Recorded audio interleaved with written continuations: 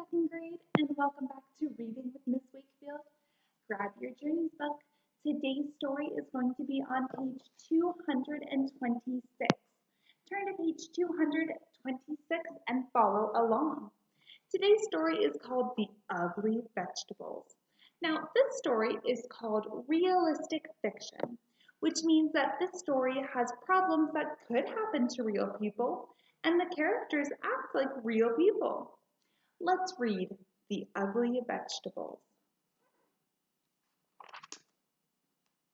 In the spring, I helped my mother start our garden. We used tall shovels to turn the grass upside down, and I saw pink worms wiggle around. It was hard work. When we stopped to rest, we saw that the neighbors were starting their gardens too.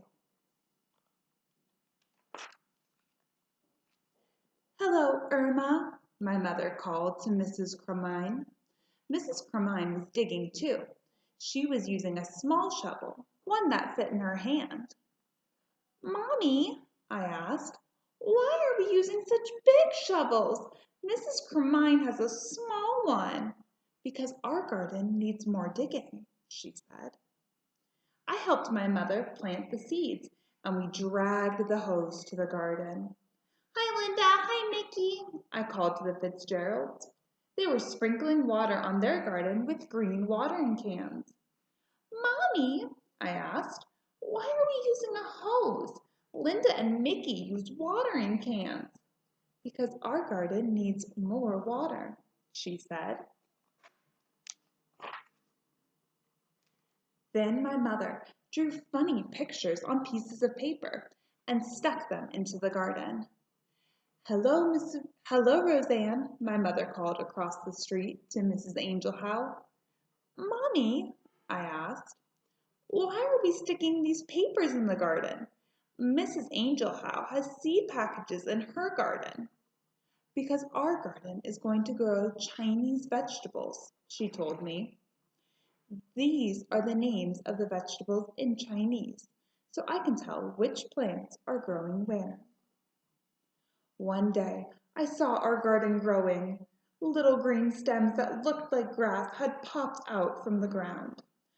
"Our garden's growing!" I yelled. "Our garden's growing!" I rushed over to the neighbors' gardens to see if theirs had grown. Their plants looked like little leaves. "Mommy," I asked, "why do our plants look like grass? The neighbors' plants look different." "Because they are growing flowers," she said. "Why can't we grow flowers?" I asked. "These are better than flowers," she said. Soon all the neighbors' gardens were blooming. Up and down the street grew rainbows of flowers. The wind always smelled sweet, and butterflies and bees flew everywhere. Everyone's garden was beautiful, except for ours. Ours was all dark green and ugly. "Why didn't we grow flowers?" I asked again. "These are better than flowers," Mommy said again. I looked, but only saw black, purple, green vines, fuzzy, wrinkled leaves, prickly stems, and a few little yellow flowers. "I don't think so," I said. "You wait and see," Mommy said.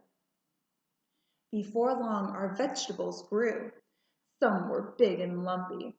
Some were thin and green and covered with bumps. Some were just plain icky yellow. They were ugly vegetables.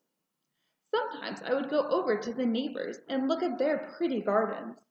They would show the poppies and peonies and petunias to me, and I would feel sad that our garden wasn't as nice. One day, my mother and I picked the vegetables from the garden. We filled a whole wheelbarrow full of them. We wheeled them to the kitchen. My mother washed them and took a big knife and started to chop them. "Oh yeah," she said when she cut them. She had to use all her muscles.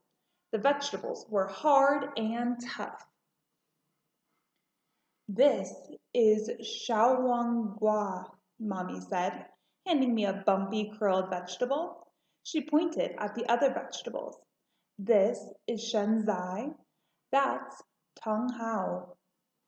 I went outside to play. While I was playing with Mickey, a magical aroma filled the air. I saw the neighbors standing on their porches with their eyes closed, smelling the sky. They took deep breaths of air, like they were trying to eat the smell.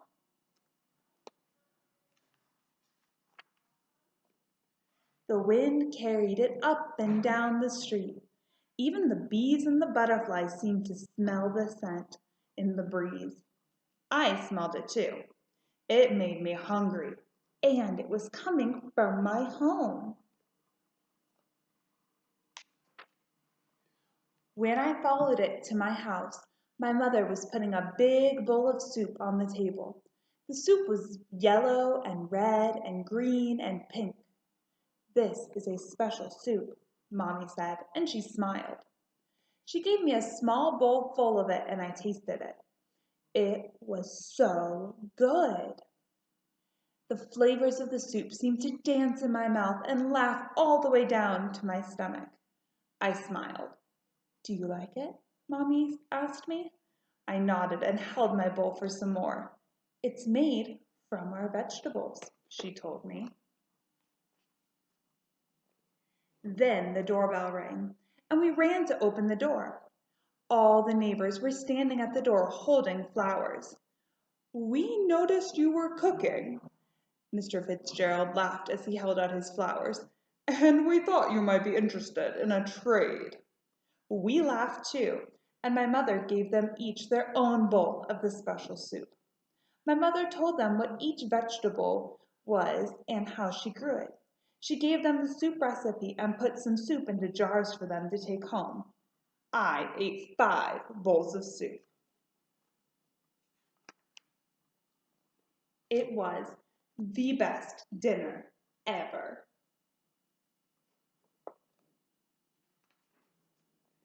The next spring, when my mother was starting her garden, we planted sunflowers next to the Chinese vegetables.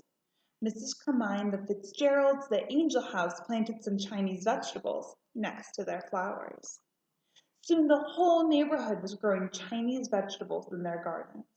Up and down the street, little green plants poked out of the ground. Some looked like leaves and some looked like grass, and when the flowers started blooming, you could smell soup in the air. All right, second grade, I hope that you enjoyed that story.